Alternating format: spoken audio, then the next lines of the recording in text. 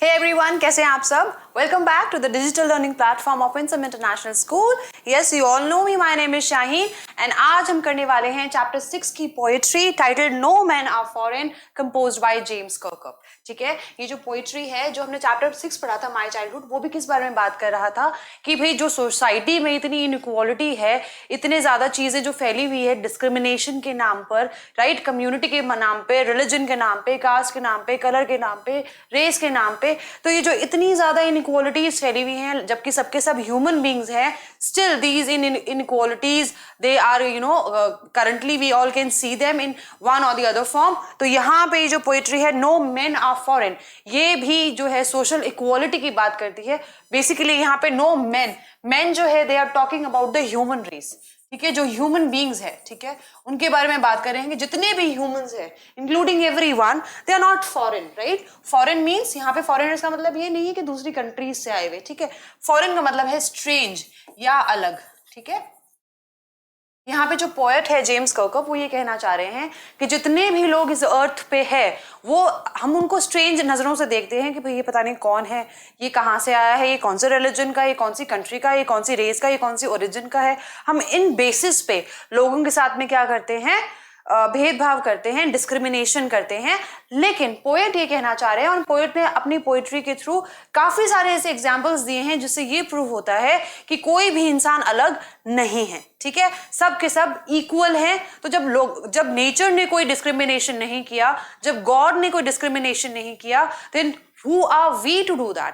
तो हम कौन होते हैं लोगों के बीच में, इंसानों के बीच में भेदभाव करने वाले. ठीक है, अगर आप भेदभाव करेंगे तो बेसिकली आप क्या कर रहे हैं, आप खुद के साथ ही इनजस्टिस कर रहे हैं. ओके, सोच के देखिए कि जो सन है इट इज वन, तो सनलाइट जो है वो कॉमन है सबको, एक ही सूरज से सनलाइट मिल रही है. जो एटमॉस्फेयर है उसी में सब ब्रीथ कर रहे हैं, राइट. पानी, सब लोग पानी ही पीते हैं, right, to satisfy their thirst. So सब सारी चीजें जो है वो कॉमन है. दो आंखें हैं, एक नाक है, दो कान है, दो हाथ है, दो पांव है, यानी ये जो सारे हमारे सेंस ऑर्गन्स है उनके जो फीचर्स है वो भी कॉमन ही है. हम भी आंखों से देखते हैं, बाकी सब लोग भी आंखों से देखते हैं. तो जब कोई डिफरेंस है ही नहीं तो हम लोग क्यों क्रिएट करने की कोशिश करते हैं. ठीक है, इसी चीज पे एम्फेसाइज करते हैं जेम्स कर्कअप. ठीक है, तो पोइट्री को हम पढ़ते हैं एक्सप्लेनेशन के साथ में. उससे पहले जान लेते हैं कि जेम्स कर्कअप कौन थे. So James Harold Kirkup, who was with us from 23rd of April 1918 to 10th of May 2009, he was an English poet, translator and travel writer. ठीक है, तो वो पोएट भी थे, ट्रांसलेटर भी थे, यानी कि जो लैंग्वेजेस को ट्रांसलेट करते थे one language to into the other, and travel writer, यानी जब वो ट्रैवल किया करते थे तो उसके बारे में भी लिखा करते थे. He wrote over 45 books including autobiographies, novels and plays. He wrote under many pen names. Pen names क्या होते हैं ये हमने पहले भी डिस्कस किया है. पेन नेम्स वो नेम्स होते हैं जिनको यूज करके कोई पोएट या राइटर अपनी कोई भी पब्लिकेशंस को पब्लिश करवाता है, अपनी किसी भी राइटिंग को पब्लिश करता है. ठीक है, जैसे कोई पोएट्री है तो नाम उसका कुछ और होगा लेकिन वो उसमें कुछ और नाम लिखेगा तो वो उसका पेन नेम होगा. ठीक है, तो वो क्या क्या पेन नेम्स थे, James Falconer, Aditya Jha, Hugh Honda, Andrew James, Taiko Kawai, Felix Liston, Edward Raeburn and Ivy B. Summer Forest. So they were not one but there were so many pen names which were used by James Kirkup. ठीक है, I don't know कि उनको याद कैसे रहते थे, but may be ये कुछ एग्जाम्पल्स है ये जानने के कि सब लोग क्या है, इक्वल है. और चाहे हम किसी भी ओरिजिन में चले जाए, किसी भी कंट्री में चले जाए, हमें ये देखने को मिलेगा कि उनकी लाइफ भी वैसे ही चलती है जैसे कि हमारी चलती है, राइट. वो भी उसी तरह से सांस लेते हैं जैसे हम लेते हैं, वो भी खाना खाते हैं अपनी भूख मिटाने के लिए, पानी पीते हैं अपनी प्यास मिटाने के लिए, सनलाइट की जरूरत उनको भी पड़ती है जिसके लिए सिर्फ एक ही सन है. हर कंट्री के लिए, हर रेस के लिए, हर रिलीजन के लिए अलग अलग सूरज नहीं बनाया है गॉड ने. ठीक है, so let's see what is the message and how he has successfully conveyed his message. Have you ever thought of some people as strange or other countries as foreign? क्या आपने कभी सोचा है या आपको कभी ऐसा लगा है कि नहीं ये इंसान तो मुझसे अलग है ना, बहुत मैं I cannot fit with, you know, I cannot sit and talk to that person because I feel that person is very different from me, he or she is very strange, right? या फिर किसी country को foreign, definitely हम सारी countries, हमारी खुद की country के अलावा जो भी कंट्री है वो हमारे लिए क्या है, फॉरेन कंट्री है ना, कि भाई ये फॉरेन से आया है, दूसरी कंट्री से आया है, ये come from other country, right? But did God create these countries? ये कंट्रीज किसने बनाई है? गॉड ने बना के भेजी है। ये बॉर्डर्स किसने बनाए? गॉड ने बनाए? No, these are all created by human beings. We have many ways of thinking of other people as different from us as them. और हमारे पास कई सारे reasons होते हैं कि हम लोगों को खुद से अलग समझते हैं। They may belong to a different country, और जब हम they की बात करते हैं तो हो सकता है किसी और कंट्री से बिलोंग करते हो, या speak a different language, या फिर कोई और लैंग्वेज बोलते हो, इसलिए हम कहते हैं कि भाई ये तो फॉरेनर है ना, कि ये किसी दूसरी कंट्री से आया, is a foreigner, he speaks a different language, he is a foreigner, है ना? तो हमारे पास कोई भी रीजन हो सकता है। In this poem, however, the poet reminds us of the many ways in which we are all the same, for we are all humans. और इस पोइट्री में पोएट हमें बहुत सारे वेज बता रहे हैं कि किस तरह से हम लोग सेम हैं, क्योंकि हम सभी ह्यूमन बीइंग्स हैं। Okay, all right, let's begin with the poetry then. Remember, यहाँ पे पोइट सभी को एड्रेस कर रहे हैं कि याद रखो, no man are strange, no country is foreign. ना तो कोई इंसान वो अजीब है, स्ट्रेंज है, अलग है, और ना ही कोई कंट्री है वो फॉरेन है। ठीक है, यहाँ पे वो ये कहना चाह रहे हैं कि किसी भी बेस पे हमें डिस्क्रिमिनेशन, हमें जो भेदभाव है, हमें जो डिफरेंस है वो नहीं करना है, कि कोई भी इंसान हमसे अलग नहीं है। बीनीथ ऑल यूनिफॉर्म्स, बीनीथ का मतलब होता है अंडर। ठीक है, आपने देखी होंगी सब कंट्रीज की जो यूनिफॉर्म्स होती हैं, यूनिफॉर्म्स यानी कि जो उनकी आर्म फोर्सेस की जो यूनिफॉर्म्स है, या हम उनकी बात करें अटायर्स की, है ना, तो उन सभी अटायर्स, चाहे वो कितने भी अलग अलग अटायर्स क्यों ना पहनते हो, राइट, सभी कंट्रीज की अटायर तो बहुत दूर की बात है, एक कंट्री में रहते हुए भी सारे कंट्रीमैन की जो अटायर्स है वो सेम नहीं हो सकती, राइट। सारे इंडियंस की, क्या आपको लगता है सारे इंडियंस की ड्रेसेस सेम है? नो, सबकी ड्रेस अलग अलग है। आप स्टेट छोड़िए, अगर आप एक रीजन से दूसरे रीजन में जाएंगे तो भी यूनिफॉर्म चेंज हो जाएंगी, तो भी कपड़े चेंज हो जाएंगे, इजंट इट? तो हर जगह की यूनिफॉर्म चेंज है, लेकिन बीनीथ ऑल यूनिफॉर्म्स, चाहे कितनी भी यूनिफॉर्म्स है, चाहे कितनी भी ड्रेसेस है, बिकॉज सोल्जर्स तो सारे जो है अलग अलग कंट्रीज के अंदर डिफरेंट सोल्जर्स है, उनकी सबकी डिफरेंट यूनिफॉर्म्स है, तो beneath all uniforms a single body breathes, right. एक बॉडी है जो सांस लेती है। कौन सी बॉडी? इसका मतलब ये नहीं कि एक ही बॉडी बहुत सारे कपड़े पहन रही है, इसका मतलब ये है कि चाहे अटायर अलग हो सकता है, यूनिफॉर्म अलग हो सकती है, क्लोथिंग अलग हो सकती है, लेकिन उसके अंदर का जो शरीर है वो सेम है। ठीक है, उसके अंदर जो सांस लेने वाला इंसान है वो भी हमारी ही तरह है, उसकी जो बॉडी है वो भी हमारे ही जैसी है। It is not different in any of the ways. Okay, like ours, right, a single body breathes like ours, और एक बॉडी है जो कि हमारे जैसी है। The land our brothers walk upon is earth like this, और जिस जमीन पे हमारे भाई चल रहे हैं, यानी भाई किसको बोल रहे हैं? वो कि जितने भी दूसरे लोग हैं हमारे अलावा, और जितने दूसरे लोग हैं जिनको हम दूसरा समझते हैं, तो जितने भी हमारे भाई हैं वो जिस जमीन पे चल रहे हैं वो किस पे चल रहे हैं?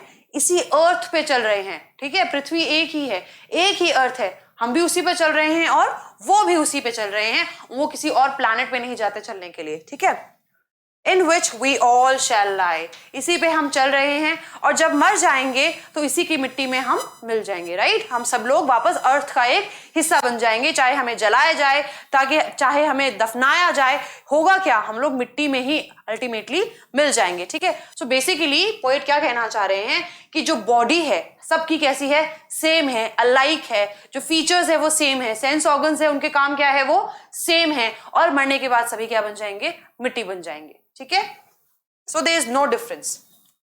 They too, aware of sun and air and water, are fed by peaceful harvest, by war's long winter starved. ठीक है, वो कह रहे हैं कि उनको भी सन जो है वो सनलाइट उनको उसी सन से मिलती है, एयर जो है वो वही ब्रीथ कर रहे हैं जो हम ब्रीथ कर रहे हैं, वहीं से हम सांस ले रहे हैं। ठीक है, और पानी भी वो लोग भी अपनी प्यास मिटाने के लिए पानी ही पीते हैं जैसे कि हम पी रहे हैं। तो वो पानी कहाँ से आ रहा है? इसी अर्थ में प्रेजेंट है, right, which is common for everyone. तो उसी अर्थ का पानी हम पी रहे हैं, उसी अर्थ से पानी वो पी रहे हैं। यहाँ इसी एटमॉस्फेयर की हवा वो ले रहे हैं, इसी एटमॉस्फेयर की हवा हम ले रहे हैं, राइट। एक ही सन है, सबको इक्वली सनलाइट डिस्ट्रीब्यूट करने के लिए, हमें भी वहीं से मिल रही है। सो क्या कहना चाह रहे हैं पोएट कि नेचर ने, मदर नेचर ने भी कोई डिफरेंस, मतलब कोई डिफरेंशिएट ही नहीं किया हमारे बीच में, हमें उनके अपने सोर्सेज देने के लिए, है ना। मदर नेचर के अंदर जो रिसोर्सेज प्रेजेंट है वो सबके लिए है, राइट। वहां पे आपके लिए कोई बैन नहीं है कि ये पानी ये लोग नहीं पी सकते, इस कंट्री के लोग ये पानी नहीं पी सकते, इस रिलीजन के लोग ये पानी नहीं पी सकते।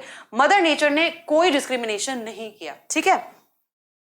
Are fed by peaceful harvest. और वहां भी क्या होता है कि जब फसल अच्छी होती है, प्रोडक्शन अच्छा होता है, तो जैसे हमारे यहाँ अगर फसल अच्छी होगी तो सब लोगों को पीसफुली खाना मिलेगा, सब लोगों को अच्छे से खाने की सप्लाई होगा, सब लोग खाना खाएंगे अच्छे से, राइट। उसी तरह से वहां पे भी जब फसलें अच्छी होती है, हार्वेस्ट अच्छा होता है, प्रोडक्शन अच्छा होता है, तो वो लोग भी अपने घरों में सुकून से बैठ के खाना खाते हैं। By wars long winter starved. और जब वॉर होते हैं किसी भी कंट्री के अंदर, चाहे वो कोई भी कंट्री हो, ऐसा कोई वॉर नहीं है जिसकी वजह से कोई भी खुश रहे। वॉर्स हमेशा डिस्टर्बेंस ही क्रिएट करता है, और कोई वॉर जो है ऐसा नहीं कि ये कंट्री ने वॉर जीत लिया, नोबडी विंस अ वॉर। क्यों नहीं जीता? बिकॉज हर वॉर के अंदर लोग मरते हैं, ठीक है। हर वॉर के अंदर बहुत लॉस होता है, तो कोई नहीं कह सकता कि ये पर्टिकुलर जो है वो जीत गया है, क्योंकि लॉसेस तो both the sides there are, there are both the sides there are losses of human beings, lives, property, इतना लॉस होता है। ऐसा नहीं होता कि खाली एक ही जगह से होता है, no, it is on both the sides, दोनों जगह बहुत जाने जाती है, बहुत लोग शहीद होते हैं, तब जाके एक जगह पे उनको विक्टोरियस फील होता है, बट एक्चुअली नहीं होता। वहां के लोग जो है वो कॉन्स्टेंटली सफर करते हैं। इसी तरह से ये कहना चाह रहे हैं कि अगर एक जगह, अगर हमारे यहाँ वॉर हो रहा है तो उस वक्त क्या होगा? क्या हमें खाना इजीली मिलेगा? नहीं मिलेगा, उसके लिए हमें बहुत स्ट्रगल करना पड़ेगा, वेट करना पड़ेगा। सिमिलरली अगर दूसरी जगह भी वॉर हो रहा है तो उन्हें भी यही स्ट्रगल करना पड़ेगा, उन्हें भी वेट करना पड़ेगा कि वॉर कब खत्म होगा और लाइफ वापस पीसफुल होगी। Their hands are ours and in their lines we read a labor not different from our own। ठीक है, जैसे उनके दो हाथ हैं, हमारे भी दो हाथ हैं, हम लोग मेहनत करते हैं, वो लोग भी मेहनत करते हैं, और हम इजीली ये जान सकते हैं, किसी का भी हाथ देख के आपको पता चल जाएगा कि ये इंसान कितना मेहनत करता है, राइट। आपको पता होगा ना कि जो लोग लेबर्स होते हैं, जो लोग ज्यादा मेहनत करते हैं, उनके हाथ काफी रफ होते हैं ना, काफी कोर्सनेस होती है उनके हाथों में, राइट, बहुत हार्ड होते हैं उनके हाथ, तो हाथों को देख के पता चल जाता है। तो वही बात ही बोलना चाह रहे हैं कि जिस तरह से हम लोग मेहनत करते हैं और उनके हाथों को भी अगर हम देखेंगे तो हमें पता चलेगा कि ये लोग भी मेहनत करके जो है वो चीजों को अर्न कर रहे हैं, पैसा अर्न कर रहे हैं, अपने लिए जो लाइफ है वो सर्वाइवल का एक मीडियम ढूंढ रहे हैं, ठीक है। तो वो हम क्लियरली उनके हाथों में भी वही जो है लाइंस नजर आएंगी, वही हार्डनेस नजर आएगी, वही रफनेस नजर आएगी, जैसे हमारे हाथों में मेहनत करने के बाद नजर आती है, ठीक है। So again he is saying कि वो हमसे अलग नहीं है। अगेन रिमेंबर, अब देखिए रिमेंबर जो है ये वर्ड बार बार यूज हो रहा है बिकॉज पोएट जो है वो सबकी अटेंशन ग्रैब करना चाह रहे हैं, वो चाहते हैं कि सब लोग इस बात पे ध्यान दें। Remember they have eyes like ours that wake. ध्यान रखिए, याद रखिए कि उनकी भी आंखें हैं, जब वो जगते हैं तो उनकी भी आंखें खुलती हैं, और जब हम भी जब नींद से जगते हैं तो हमारी भी आंखें खुलती है। ऐसा तो नहीं है कि हम जगते तो हमारी आंखें बंद रहती है और उनकी खुली भी रहती है, नहीं, ऐसा नहीं है ना। तो it is same, isn't it? The procedure is same. और sleep and strength that can be won by love, ठीक है। और वो भी इसी चीज से बिलीव करते हैं कि चाहे कोई भी स्ट्रेंथ हो, कोई भी कितनी भी ताकतवर चीज क्यों ना हो, उसको किससे जीता जा सकता है? प्यार से जीता जा सकता है, isn't it? In every land is common life that all can recognize and understand। और आप जितनी भी जगह चले जाइए, आप किसी भी कंट्री में चले जाइए, किसी भी दूसरी जगह चले जाइए, आप देखेंगे कि वहां पे जो रहने वाले लोग हैं उनके जीने का तरीका ऑलमोस्ट हमारे जैसा ही होगा। हाँ, उनके तरीके अलग हो सकते हैं, बट जिस तरह से वो जीते हैं वो भी उसी तरह से है जैसे कि हम लोग अपना सर्वाइवल करते हैं, ठीक है। So almost everything is similar except the ways and methods, right. तरीके अलग हैं, मेथड्स अलग हैं, रास्ते अलग हैं, बट जिस तरह से हमें बनाया गया है, जिस तरह से हमारी बॉडी है, जिस तरह से हमारे कैरेक्टरिस्टिक्स है, जिस तरह से हम लोग रहते हैं, जिस तरह से हम सांस लेते हैं, वो सब क्या है? सेम है, okay. Let us remember whenever we are told to hate our brothers, it is ourselves that we shall dispossess, betray and condemn। वो कह रहे हैं कि एक बात हमेशा याद रखिए कि जब भी हमें ये कहा जाता है कि तुम अपने भाइयों से नफरत करो, यानी कि किसी से भी नफरत करो, किसी भी ह्यूमन बीइंग से नफरत करो, चाहे उसका रीजन कुछ भी हो, जब आपसे ये कहा जाता है कि इसके पास मत जाओ, इससे बात मत करो, इनसे दूरी बना के रखो, इनसे डिस्टेंस मेंटेन करो, तो जब हमसे ये कहा जाता है that we shall dispossess. Dispossess का मतलब क्या होता है? डिप्राइव, किसी चीज से वंचित रहना। ठीक है, आप भी बहुत सारी चीजों से वंचित रहेंगे। बिट्रे, बिट्रे का मतलब क्या होता है? चीट करना, ठीक है, धोखा देना। एंड कंडेम, कंडेम का मतलब क्या होता है? किसी चीज को स्ट्रांगली क्रिटिसाइज करना। ठीक है, यानी कि अगर आपसे ये चीज बोली जा रही तो आप याद रखिए कि आप भी बहुत सारी चीजों से वंचित रहेंगे। आप एक तरह से खुद को ही चीट कर रहे होंगे और खुद को ही क्रिटिसाइज कर रहे होंगे, because obviously if you not if you not able to give love to anybody, that means आपके अंदर वो जो लव की क्वालिटी है वो ही आपसे छीन ली जाएगी। ठीक है, और धीरे धीरे आप इतने अंदर से हार्ड बन जाएंगे कि मे बी आपके अंदर जो ह्यूमैनिटी है वो भी एग्जिस्ट ना करे। Remember, we who take arms against each other, arms का मतलब क्या है? वेपन्स। ठीक है, हम लोग जो एक दूसरे के अगेंस्ट वेपन्स उठाते हैं, हथियार उठाते हैं। ठीक है, अब इसकी लाइन, इसकी आगे की जो लाइन है कंटिन्यूटी में, it is in the next stanza, but यहां तक वो ये कहना चाह रहे हैं कि अगर हम किसी और से नफरत कर रहे हैं तो बेसिकली हम ये खुद के साथ ही एक बिट्रेयल कर रहे हैं, हम खुद के साथ में ही चीट कर रहे हैं। ठीक है, और अपने आप को ही प्यार से वंचित रख रहे हैं, क्योंकि ऑब्वियसली अगर हम किसी को नफरत देंगे, if we are hating anybody, तो हमें वापस वही रिसीव होगी। ठीक है, it is the human earth that we defile. और जो लास्ट लाइन है उससे हम इसको कनेक्ट करेंगे कि अगर हम एक दूसरे के अगेंस्ट आर्म्स उठा रहे हैं, वेपन्स उठा रहे हैं, हथियार उठा रहे हैं एक दूसरे को अटैक करने के लिए, तो हम क्या कर रहे हैं? It is the human earth that we defile. Defile का मतलब क्या होता है? पल्यूट। हम क्या कर रहे हैं? हम इस अर्थ को पोल्यूट कर रहे हैं। ऑब्वियसली अगर हम वेपन्स उठा रहे हैं, एक दूसरे को मार रहे हैं, लोग मर रहे हैं, ब्लड शेडिंग हो रही है, तो क्या हो रहा है? ह्यूमन अर्थ जो है वो पोल्यूटेड हो रही है। ठीक है, because nature does not want this from us. Our hells of fire and dust outrage the innocence. Hells of fire का मतलब क्या है यहाँ पे? कि जब हम शूट करते हैं, ठीक है, यानी कि जब जितनी भी राइफल्स चल रही हैं, बंदूकें चल रही हैं, उनमें से जो धुआं निकल रहा है, फायरिंग हो रही है, उसको क्या बोला? हेल्स ऑफ फायर। ठीक है, and dust, obviously atom bombs का यूज हो रहा है, तो बहुत ही ज्यादा धुआं उड़ रहा है, मिट्टी उड़ रही है, उससे आप क्या कर रहे हो? It is actually outraging the innocence of air that is everywhere, right, our own. यानी कि हम अपनी ही कंट्री को, हम अपनी ही अर्थ को क्या कर रहे हैं? पोल्यूट कर रहे हैं अपने एक्शंस की वजह से। और मे बी वो सेल्फिश रीजंस हो सकते हैं, just because we want to be victorious, just because we want to show that we are superior and we can conquer anything. तो उस वजह से हम क्या कर रहे हैं? हम एक दूसरे को मार रहे हैं, राइट, और मार रहे हैं। और जो लोग मर गए हैं उनकी तो शायद कोई वैल्यू भी नहीं नजर आती होगी, उनको कोई काउंट भी नहीं करता होगा कि कितने लोग मर गए हैं, बट डेफिनेटली उनकी फैमिलीज के लिए वो लोग, उनकी फैमिलीज को पता है कि उनकी क्या वैल्यू है, उनकी लाइफ जो है वो कितनी ज्यादा वैल्यूएबल है उनके लिए। ठीक है, तो एक तरह से हम लोग जो वो खून बहा रहे हैं वो क्या कर रहे हैं? हमारी जो अर्थ की जो प्योरिटी है उसको वो खत्म कर रहा है। ठीक है, आउटरेज का मतलब क्या होता है? वायलेट करना। ठीक है, और यहाँ पे इनोसेंस का मतलब क्या है? Purity. So we are basically outraging the purity. We are actually removing or violating the purity of this earth. हम इस पृथ्वी की जो प्योरिटी है उसको खत्म कर रहे हैं। क्यों? Just because of our selfish needs, our selfish reasons, and we are just attacking each other. हम लोग बस एक दूसरे से अपनी जो नफरत है उसको कम करने के लिए या उसको दिखाने के लिए, उसको जाहिर करने के लिए एक दूसरे को मार रहे हैं। ठीक है, Remember, no men are foreign and no country is strange. तो याद रखिए कि कोई भी व्यक्ति जो है वो आपसे अलग नहीं है और कोई भी देश जो है वो फॉरेन नहीं है, वो अलग नहीं है।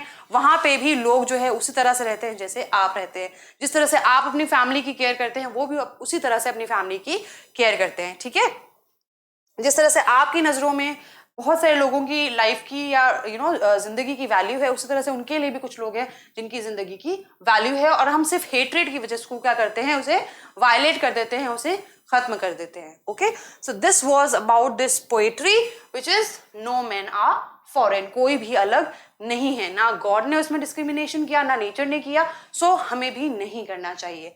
ठीक है, all right, let's read the summary. No Men Are Foreign, composed by James Kirkup, is peace promoting poem. ठीक है, ये जो पोइट्री है वो क्या कर रही है? पीस प्रमोट करने के लिए, ठीक है, ताकि शांति बनी रहे। The poet emphasizes an extremely important fact that every human being is alike irrespective of their race, color and origin. और जो पोएट है बहुत ही इंपॉर्टेंट फैक्ट को एम्फेसाइज कर रहे हैं, स्ट्रेस कर रहे हैं कि चाहे इंसान किसी भी रेस का हो, किसी भी रंग का हो, किसी भी ओरिजिन का हो, तो उससे कोई फर्क नहीं पड़ता, वो सब कैसे हैं? एक जैसे हैं। We all breathe in the same atmosphere, right? हम सेम एटमॉस्फेयर में सांस लेते हैं. Get sunlight from one sun, एक ही सूरज से सनलाइट हमें मिलती है. And walk on the same earth, और एक सेम अर्थ पे हम लोग चलते हैं और उसी में मिल जाएंगे आगे जाके. He further adds that God did not create any boundaries. जो भी बाउंड्रीज बने हैं, जो भी बॉर्डर्स बने हैं, वो गॉड ने नहीं बनाए हैं. It is the human race that God itself bordered from other countries. और एक्चुअली ये किसने क्रिएट किए हैं? ह्यूमन बीइंग्स ने क्रिएट किए हैं. ठीक है. We were created without any discrimination, and if we raise arms against each other, we are at huge loss. ठीक है. हम लोगों को किसी डिस्क्रिमिनेशन के साथ पैदा नहीं किया गया, और अगर हम एक दूसरे के अगेंस्ट वेपन्स उठाते हैं, हथियार उठाते हैं, तो हम भारी नुकसान में हैं. The poet strongly condemns the idea of war and urges everyone to live unitedly. और poet जो है इस war के आइडिया से को ही बहुत ज़्यादा क्रिटिसाइज करते हैं. वो कहते हैं कि वो इसको बहुत ज़्यादा डिस्करेज करते हैं कि war होने ही नहीं चाहिए, और वो चाहते हैं कि सब लोग पीसफुली एक साथ मिलजुल कर रहें. ठीक है. So this was the poetry No Men Are Foreign. Okay. अब देखते हैं हम poetic devices. Alright. सबसे पहले जो हमारे सामने बार बार आ रहा है, remember. ठीक है. remember, right. कितनी बार रिपीट हो गया? ऑब्वियसली इतना रिपीट हो रहा है तो ये क्या होगा? Repetition, right. Can you find any rhyming scheme in this children? No, there is no rhyming scheme, right? A B C D you can write, but there is no point because इसको किसी rhyming scheme में नहीं लिखा गया. ठीक है. rhyming है ही नहीं यहाँ पे. तो यहाँ पे जो सबसे पहले आ गया repetition आ गया. ठीक है. Moving on to the next poetic device. So हम यहाँ देखेंगे, अब हम ढूंढने की कोशिश करते हैं कि यहाँ पे आपको कोई भी पंक्चुएशन मार्क नजर आ रहा है? यहाँ पे नहीं, सीधा लास्ट में. तो जब ऐसी लाइंस आती है जो बिना किसी पंक्चुएशन मार्क के कंटिन्यूअसली रन हो रही है, कोई पंक्चुएशन मार्क नहीं है, ना कोलन है, ना कॉमा है, कुछ भी नहीं है, उसके बिना ये चल रही है, तो यहाँ पे हम क्या इसको क्या लिखेंगे? यहाँ पे ये क्या हो जाएगा? Enjambment. Alright. So what will be the poetic device here? It will be एन्जैम्पमेंट.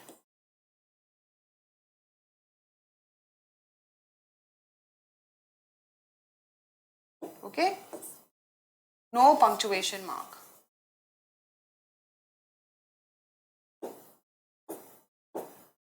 ठीक है. यहाँ तो कोई पंक्चुएशन नहीं है, तो ये क्या है? Enjambment. ENJAMBMENT, enjambment. Okay, fine. Moving on to next, let's try to find out the examples of alliteration now. ठीक है. No country is foreign, beneath all uniforms a single body breathes. See, body breathes. What is this? Alliteration, right?